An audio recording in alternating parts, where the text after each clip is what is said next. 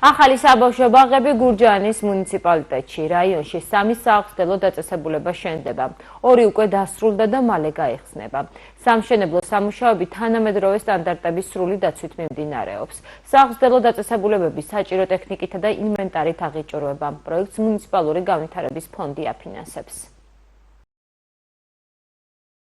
მთავრობის გადაწყვეტილებით და მთავრობის დაფინანსებით გურჯაანში დავიწყეთ ახალი საბავშვო ბაღების მშენებლობა, რა თქმა უნდა პრიორიტეტების მიხედვით სადუფრო რთული სიტუაცია გქონდა.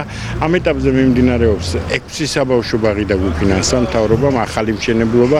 ეს გახლავთ ნანიანი, კოლაგი, ჩუმლაყის, ახაშნის, ველისციხის და ვაჩნაძიანის საბავშვო ბაღები. აქედან 2 საბავშვო ბაღის მშენებლობა უკვე სოფელ ახაშენში და ველისციხეში უკვე დასრულებულია. 3 მშენებლობა მიმდინარეა, მაგრამ ვაჩნაძიანში უკვე ძირითადი სამუშაოები დასრულებულია. ასევე მიმდინარეობს კოლაგში და ნანიანშიც, ჩუმლაყშიც მშენებლობები. ამ ეტაპისთვის გეგმაგრაფიკის მიხედვით მიმდინარეობს მშენებლობები, ნორმალური მდგომარეობა.